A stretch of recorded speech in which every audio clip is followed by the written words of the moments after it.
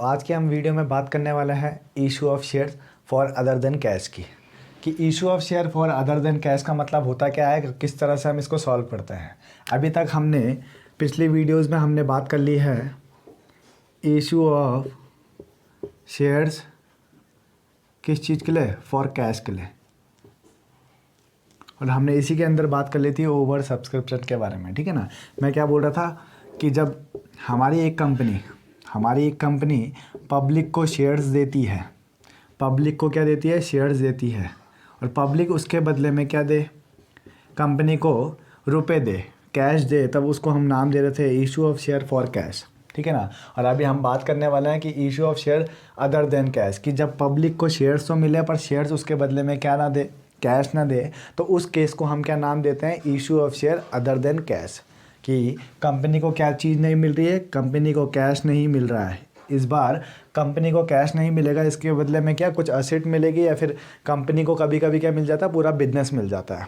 ठीक है ना। पब्लिक क्या कर देती है, पूरा बिजनेस दे देती है। तो उस टाइम पे किस तरह से एंट्री बनेगी वो हम अभी सीखेंगे। तो issue of share other than cash के टाइम पे होता क्या है, ये कंपनी है, कंपनी ने पब्लिक को जब शेयर दिए, कंपनी ने जब पब्लिक को शेयर्स दिए, तो उसके बदले में कंपनी क्या करती है, पब्लिक से कैश नहीं मांगती है। कंपनी खुद क्या बोलती है कि मुझे कुछ एसेट दे दो। ठीक है ना। सन्ड्री एसेट मांग लेती है, और कभी कभी क्या बोल देती है कि मुझे कैश नहीं चाहिए, मुझे क्या चाहिए, मुझे चाहिए बिजनेस। ठीक है। तो कभी क्या होता है कि सन्ड्री एसेट मांगती है कंपनी, तो कभी क्या करती है, बिजनेस मांगती है। सिर्फ यही दो के बीच में क्या चलेगा, हमारा क्वेश्चन घूमेगा। तो जब हमारे टाइम पे सन्ड्री मांगेगी, सन्ड्री एसेट्स मांगेगी, कौन मांगेगी सन्ड्री एसेट्स, हमारे जो कंपनी है वो पब्लिक से सन्ड्री एसेट मांगेगी, तो उस टाइम पे क्या एंट्री बनेगी। और जब क्या बिजनेस परचेज होगा, किसके द्वारा, हमारे कंपनी के द्वारा, तो उस टाइम पे हमारी एंट्रीज क्या बनेगी, उसके बारे में हम सीखेंगे। ठीक है ना। तो दो चीज़ें होती है, जब करती है कंपनी को क्या मिलते हैं, या तो असेट मिलेगी, या फिर कंपनी को क्या मिलता है, बिजनेस मिलता है। ठीक है ना। पब्लिक यही दो चीज़ मांगती है। देखो, या तो कंपनी को क्या मिलेगा, कंपनी क्या परचेज़ करेगी कंपनी क्या, असेट को, और उसके बदले में कंपनी क्या इशू करेगी, कंपनी करेगी शेयर्स को इशू। ठीक है ना। लिख देता हूँ मैं यहाँ पे, ऑन परचेज ऑफ असेट, और दूसरी चीज़ भी लिख देता हूँ मैं यहाँ पे, ऑन परचेज ऑफ बिजनेस। तो इन दोनों के टाइम पे क्या एंट्रीज बनती है। ठीक है। इन दोनों के टाइम पे क्या एंट्री बनती है वो सीखेंगे हम। देखो, जब हम परचेज़ करेंगे असेट को परचेज़ करके हम क्या करेंगे, हम उस पब्लिक को क्या करेंगे, उस पब्लिक को हम इशू कर देंगे क्या, शेयर्स। ठीक है ना। और वैसे ही मैं बोलूँ, कभी हमने क्या बोला कि एसेट को परचेज़ ना करते हैं, वो क्या कर रहा है, बिजनेस को परचेज़ कर रहा है, वो कंपनी क्या कर रहा है, बिजनेस को परचेज़ कर रहा है। तो उस टाइम पे हम क्या करेंगे, पहले बिजनेस परचेज़ करने की एंट्री बना देंगे, उसके बाद एंट्री बनाने के बाद हम क्या करेंगे, उस पब्लिक को या फिर हम क्या कर देंगे, उनको शेयर इशू कर देंगे। ठीक है। तो यहाँ पे भी दो एंट्री बनेगी, पहली एंट्री बनेगी बिजनेस की, ठीक है, बिजनेस परचेज़ की, और दूसरी एंट्री बनेगी क्या, इशू ऑफ शेयर्स की। ठीक है ना। यहाँ पे भी पहली एंट्री बनेगी परचेज ऑफ असेट की, और दूसरी एंट्री बनेगी किस चीज़ की, इशू ऑफ शेयर्स की। पहले इतनी बात क्लियर हो रही है। ठीक है ना। तो मैं बात कर देता हूँ पहले परचेज ऑफ एसेट की। जब हम एसेट को परचेज़ करते हैं तो उस टाइम पे क्या एंट्री बनती है, जब हम कभी भी एसेट को परचेज़ करते हैं तो उस टाइम पे एंट्री बनती है sundry asset account debit to vendor account. ठीक है ना। यहाँ पे पहली एंट्री क्या बनती है, पहली एंट्री मैंने बोला था कि एसेट को परचेज करने की एंट्री बनेगी, तो क्या एंट्री बनती है, sundry asset account debit to vendor account. Vendor कौन होता है, वेंडर वो होता है जो हमें क्या, हमारी कंपनी को जो क्या करे, एसेट प्रोवाइड करे। ठीक है ना। वेंडर को हम सेलर भी बोल सकते हैं। ठीक है ना। ऐसे लोग जो हमें क्या कर रहे हो, एसेट को सेल कर रहे हो, ठीक है ना, उसको हम वेंडर नाम देते हैं। तो पहली एंट्री हमारी क्या बनती है, पहली एंट्री हमारी क्या बनेगी, परचेज ऑफ सन्ड्री एसेट की बनेगी, और दूसरी एंट्री हमारी बनती है इशू ऑफ शेयर्स की। ठीक है। इशू ऑफ शेयर्स कि हम जब हमें एसेट मिल जाएगी, हमारी कंपनी को एसेट मिल जाएगी, तो उसके बाद हम क्या करेंगे, उस वेंडर को क्या करेंगे, इशू करेंगे शेयर्स। ठीक है ना। शेयर इशू करने के टाइम पे भी हम दो तरह से अपने शेयर को इशू किया जाता है। ठीक है। एक तो हम करते हैं एट पार में, ठीक है ना, और एक हम करते हैं एट प्रीमियम के टाइम पे। इतनी बात हमने बताई थी पिछली वीडियोस में, जब हम क्या करें, इशू ऑफ शेयर्स करें। ठीक है। जब हम इशू करें शेयर्स को, किसको, वेंडर को। ठीक है। पहले हमने एसेट ले लिया है, एसेट लेने के बाद अब हमारी बारी है कि हम क्या करेंगे, इशू करेंगे शेयर्स को। तो दो तरीके से किया जाता है। पहला तरीका है एट पार वाला और दूसरा तरीका है एट प्रीमियम वाला। अब क्वेश्चन में क्या गिवन होगा हम उसमें डिपेंड रहेंगे कि हमारे पास जो पार में गिवन होगा तो हम पार वाला केस करेंगे सॉल्व, और जो हमें प्रीमियम में गिवन होगा तो हम प्रीमियम वाला केस सॉल्व करेंगे। समझ में आ रही है बात। तो होता क्या है, पार का मीन्स होता क्या है, पार का मीन्स ये होता है जब कभी भी हमारे जितने के शेयर हैं उतने में बिक रहे हों। ठीक है ना। मैंने बोला मार्केट में एक शेयर है, मार्केट में एक शेयर है जिसकी वैल्यू है कितनी, 80 रुपये। ठीक है। मार्केट में एक शेयर है जिसकी वैल्यू है 80 रुपये, और सबको ये 80 रुपये में ही मिलता है, राइट। ठीक है ना। इसकी ओरिजिनल वैल्यू ही 80 रुपीज़ है, सबको ये 80 रुपये में मिलते हैं। तो इस ओरिजिनल वैल्यू को ही हम नाम देते हैं क्या, फेस वैल्यू। तो जो ये ओरिजिनल वैल्यू है, इसी ओरिजिनल वैल्यू को फेस वैल्यू कहा जाता है। ठीक है ना। और इसी को हम कभी कभी क्या नाम दे देते हैं, पार वैल्यू भी नाम दे देते हैं। सही है। ठीक है। पार का मीन्स क्या है, ओरिजिनल वैल्यू। ठीक है। पार का मीन्स क्या है, ओरिजिनल वैल्यू। जब हम अपने शेयर को इशू करें उस वेंडर को, किस वैल्यू में, पार वैल्यू में। पार वैल्यू मतलब फेस वैल्यू, फेस वैल्यू का मतलब ही ओरिजिनल वैल्यू होता है। ठीक है ना। ओरिजिनल वैल्यू कभी कभी वो ओरिजिनल वैल्यू ना लिखते हुए क्या लिख देता है, नॉमिनल वैल्यू लिख देता है ब्रो। ठीक है। नॉमिनल वैल्यू भी लिख दिया तो घबराने का नहीं है। ठीक है ना। एट पार का मतलब क्या होता है, एट पार का means original value, face value, par value या फिर नॉमिनल वैल्यू। ठीक है। जितने का शेयर है उतने में ही हम वेंडर को क्या कर रहे हैं, इशू कर रहे हैं। ठीक है। तो इसकी पहली एंट्री बनाना सीखेंगे हम कि पार के टाइम पे किस तरह से हम इशू करते हैं, किस चीज़ को, शेयर्स को। ठीक। दूसरी चीज़ प्रीमियम की बात करूँ मैं।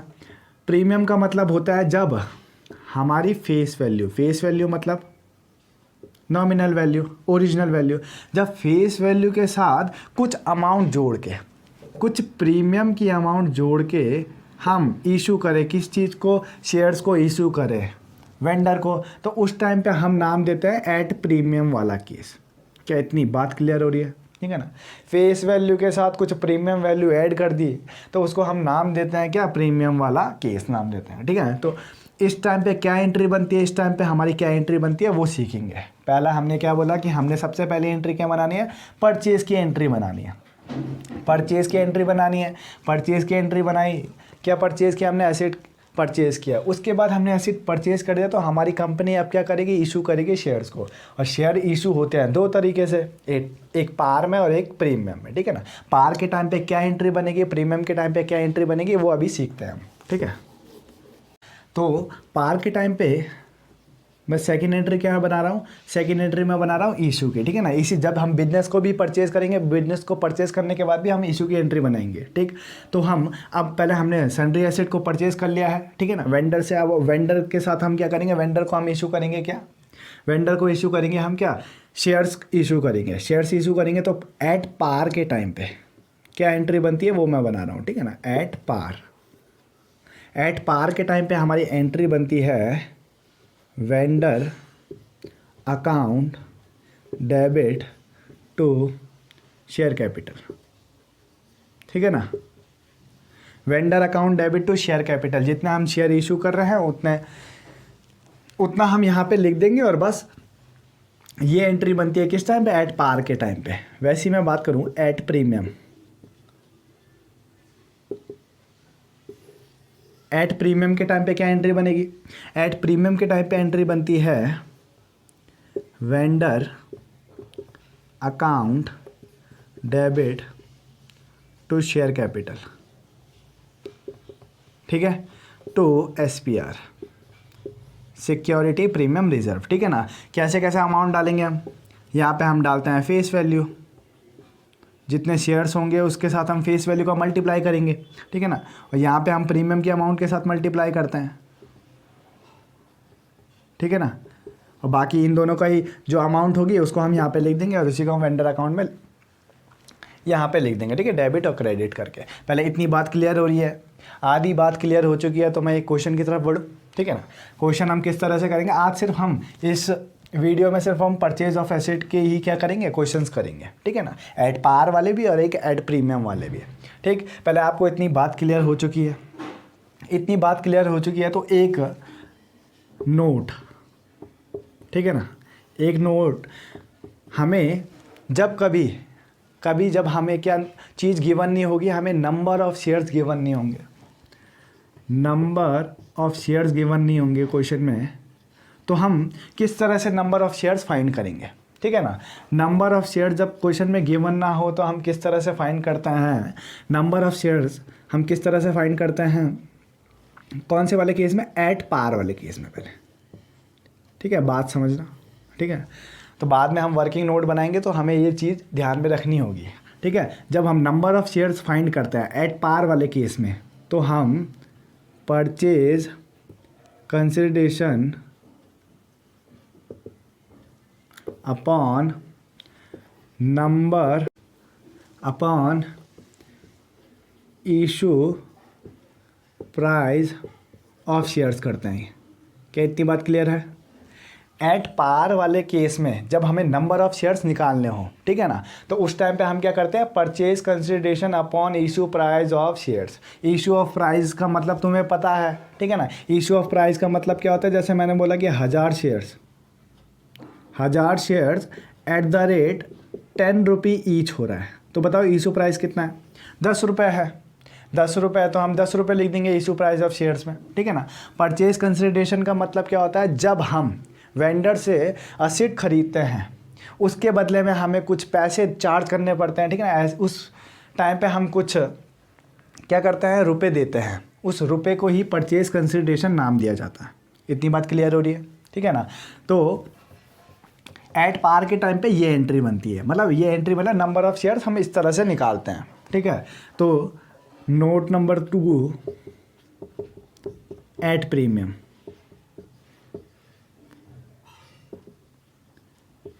एट प्रीमियम के टाइम पे क्या एंट्री बनेगी, मतलब एट प्रीमियम के टाइम पे हम नंबर ऑफ शेयर्स किस तरह से निकालेंगे वो देख लेते हैं।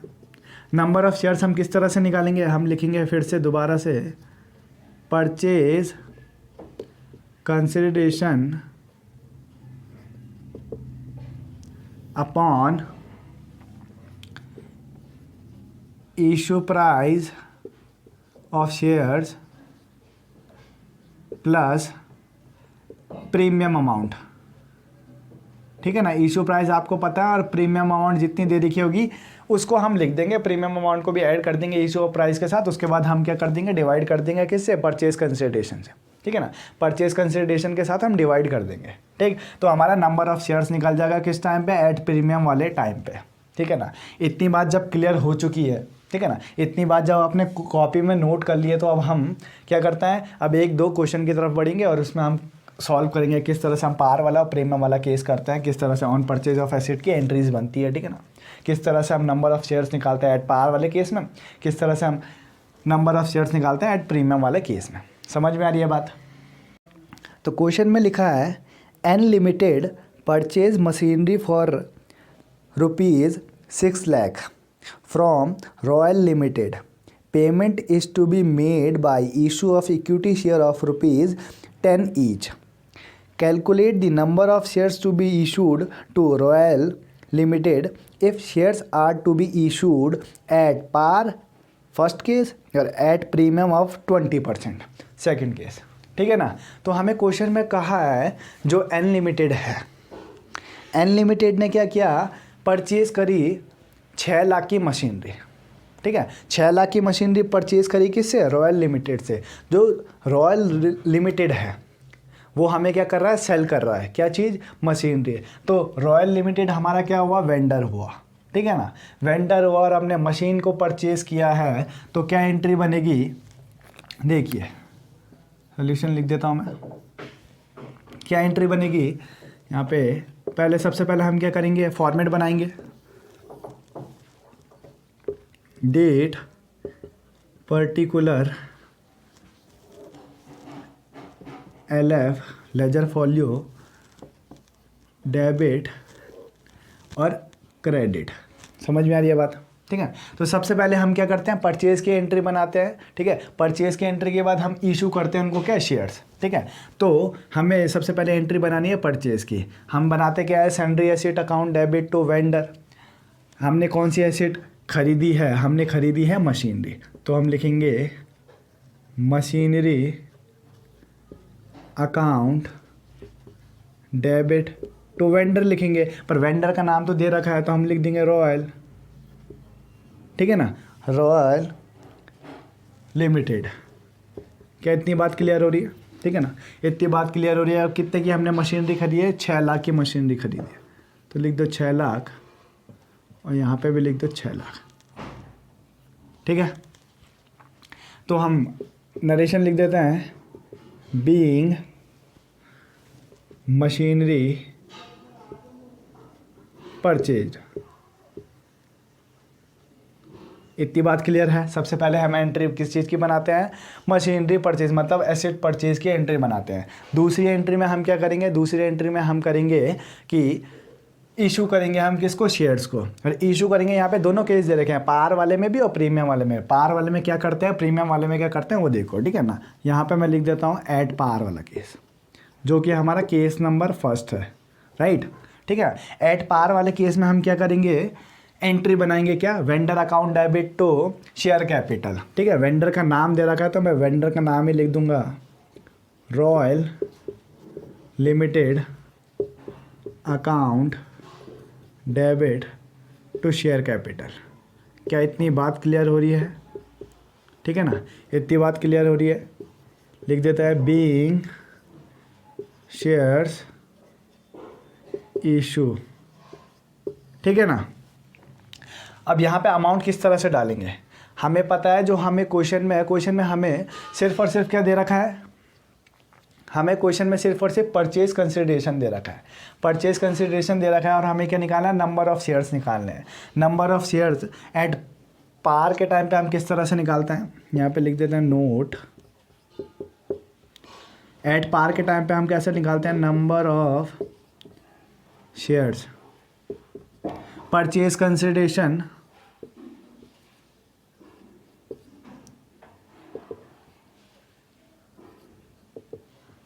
Upon issue price of shares, right. क्या इतनी बात क्लियर हो रही है, ठीक है ना। परचेज कंसिडरेशन मतलब क्या होता है, परचेज कंसिडरेशन का मतलब कि कितने, हम जितना में क्या करते हैं, मशीनरी खरीदते हैं, उसकी पेमेंट करें तो उसको हम परचेज कंसिडरेशन बोलते हैं। और 6 लाख की मशीनरी हमने खरीदी थी, 6 लाख की मशीनरी खरीदी तो हम 6 लाख लिख देंगे यहाँ पे, ठीक है ना। इशू प्राइस ऑफ शेयर्स कितना है हमारा, इशू प्राइस ऑफ शेयर्स हमारे दे रखे हैं कितना, 10 ईच, ठीक है। तो इशू प्राइस कितना हो गया, 10 हो गया, ठीक है। इसको हमने जब सॉल्व किया तो हमारा जो 60,000 है, 60,000 हमारे क्या आ गए भाई, नंबर ऑफ़ शेयर्स आ चुके हैं, ठीक है ना। और अभी तक आपको तो इतना बात क्लियर हो ही गई होगी, हम नंबर ऑफ़ शेयर्स के साथ इंटू करते हैं किसका, इशू प्राइस का, और तब जाके हमारा क्या निकल जाता है कि शेयर कैपिटल से हम कितना देंगे किसको, रॉयल लिमिटेड को, ठीक है, कितना इशू करेंगे, ठीक है। तो हम क्या लिखेंगे यहाँ पे, 60,000 इंटू 10, ठीक है ना। और कितना कितना आ जाएगा भाई, 6 लाख और 6 लाख। इतनी बात क्लियर हो रही है, ठीक है ना। ये तो था पार वाला केस, और प्रीमियम वाले केस में क्या होगा, लिख देते हैं यहाँ पे एट प्रीमियम। प्रीमियम वाले केस में भी हमें क्या करना है, एक बार तो हमें वो बोल रहा है कि एक बार आप कौन सा वाला केस में करो, आप इशू, पार वाले केस में इशू करो किसको, रॉयल लिमिटेड को, क्या चीज़, शेयर्स, ठीक है। अब वो बोल रहा है दूसरा कि प्रीमियम वाले केस में भी कर दो, जो कि केस नंबर क्या है, 2 है, ठीक है ना। केस नंबर 2 है और केस नंबर 2 में बोल रहा है कि प्रीमियम वाले केस में करो आप, और प्रीमियम हमें दे रखा है क्वेश्चन में कितना 20% यार, ठीक है 20% दे रखा है, ठीक है 20% हमें दे रखा है। 20% को पहले हम अमाउंट में, ठीक है ना, अमाउंट में क्या करेंगे, कन्वर्ट करेंगे, देन हम क्या करेंगे, प्रीमियम निकालेंगे, ठीक है ना। 10 रुपये का 20% जब हम निकालते हैं, 10 रुपये का जब हम 20% निकालते हैं तो 2 आएगा, राइट। तो ये 2 क्या है भाई, प्रीमियम की अमाउंट है, ठीक है ना। प्रीमियम का परसेंटेज कितना था, 20 था, ठीक है ना। और 2 क्या है, प्रीमियम की अमाउंट है, और प्रीमियम की अमाउंट निकालेंगे, ठीक है। प्रीमियम की अमाउंट हम शेयर्स ऑफ प्राइस के साथ क्या कर देंगे, शेयर प्राइस ऑफ शेयर्स के साथ क्या कर देंगे, इशू प्राइस ऑफ शेयर्स के साथ हम क्या कर देंगे, ऐड कर देंगे, ठीक। पहले ये बात क्लियर हुई कि ऐड प्रीमियम ये परसेंटेज में गिवन था, इसको हमने क्या किया, जो हमारे इशू प्राइस थे उसमें से 20% निकाला हमने, और जो 20% है वही हमारी क्या है, प्रीमियम की अमाउंट है, ठीक है ना। इशू प्राइस हमारी 10 थी, 20% निकाला मैंने 10 का, और वो आया हमारा 2, ठीक है ना, वो हमारा क्या हो गया, प्रीमियम हो गया, ठीक है। अब लिख देते हैं यहाँ पे नोट, नंबर ऑफ शेयर्स किस टाइम पे, प्रीमियम के टाइम पे। फॉर्मूला सेम रहेगा, ऊपर purchase consideration upon issue price of share plus premium amount, right. Premium amount 2 है, ठीक है ना। परचेज कंसिडरेशन हमारी कितनी है, 6 लाख है, प्रीमियम अमाउंट हमारी 10 है, ठीक है ना, और इशू प्राइस हमारा 10 है और प्रीमियम अमाउंट हमारी क्या है, 2 है, ठीक है ना। तो हम क्या कर देंगे, 6 लाख अपॉन 12, इसको सॉल्व करेंगे तो हमारा ये कितना आ जाएगा, 50 लाख आ जाएगा, राइट। 50 लाख आ चुका है, 50,000 आ गया है, ठीक है ना। ये 50,000 हमारे क्या निकल गए हैं भाई, शेयर्स निकल गए हैं। नंबर ऑफ शेयर्स हमारे कितने हैं, 50,000 है। नंबर ऑफ शेयर्स हमारे कितने हैं, 50,000 है। तो क्या एंट्री बनेगी, एंट्री तो सेम बनेगी, ठीक है ना। यहाँ पे लिख देंगे royal limited account debit to share capital to SPR क्यों लिखा, क्योंकि ये प्रीमियम वाला केस है, ठीक है ना। प्रीमियम वाला केस है तो यहाँ पे हम क्या कर देंगे, किसके साथ मल्टीप्लाई कर देंगे, प्रीमियम अमाउंट के साथ मल्टीप्लाई करेंगे, किसका, नंबर ऑफ शेयर्स का। नंबर ऑफ शेयर्स हमने कितने निकाले, 50,000 निकाले, राइट, ठीक है ना। यहाँ पे हम क्या कर देंगे, शेयर कैपिटल में हमेशा हम क्या करते हैं, फेस वैल्यू से मल्टीप्लाई करते हैं, जो कि कितनी है, 10 है। इशू प्राइस 10 इंटू हम क्या कर देंगे, 50,000, नंबर ऑफ शेयर्स 50,000। उसके बाद हम यहाँ पे क्या कर देंगे, इन दोनों का मल्टीप्लाई कर देंगे, कितना, मतलब 50,000 से हम क्या कर देंगे, टोटल 12 रुपये को मल्टीप्लाई करेंगे, 10 + 2 12, ठीक है ना। तो हम सॉल्व करेंगे तो यहाँ पे हमारा कितना आ जाएगा, ये हमारा आ जाएगा, इसको थोड़ा मैं रब कर दूँ, ये हमारा आ जाएगा कितना, 6 लाख, ठीक है ना। और ये हमारा कितना आ जाएगा, 5 लाख, और ये हमारा कितना आ जाएगा, 1 लाख आ जाएगा, राइट, ठीक है ना। इस तरह से हम क्या कर देंगे, being share issue at premium, इस तरह से हम एंट्री बनाते हैं, ठीक है ना। जब पार वाला क्वेश्चन हो तो उस टाइम पे हम इस तरह से इशू करेंगे, जब प्रीमियम वाला के क्वेश्चन हो तो उसमें हम इस तरह से हम एंट्री बनाते हैं, ठीक है ना। और ऊपर जो असेट परचेज करने की एंट्री होती है वो सेम होती है, ठीक है ना। इसलिए मैंने एक ही बार बनाई एंट्री, उसके बाद मैंने यहाँ पे ये इशू कर दिया, क्या, पार में, और उसके बाद प्रीमियम में, ठीक है ना। जो क्वेश्चन आपको समझ में आ गया है, ठीक है ना, जो क्वेश्चन समझ में आ गया, तो हम नेक्स्ट वीडियो में हम बात करेंगे किस चीज़ की, नेक्स्ट वीडियो में हम बात करेंगे कि परचेज ऑफ बिजनेस के टाइम पे किस तरह से एंट्री बनाते हैं, और उसके 1-2 क्वेश्चन करेंगे, ठीक है ना।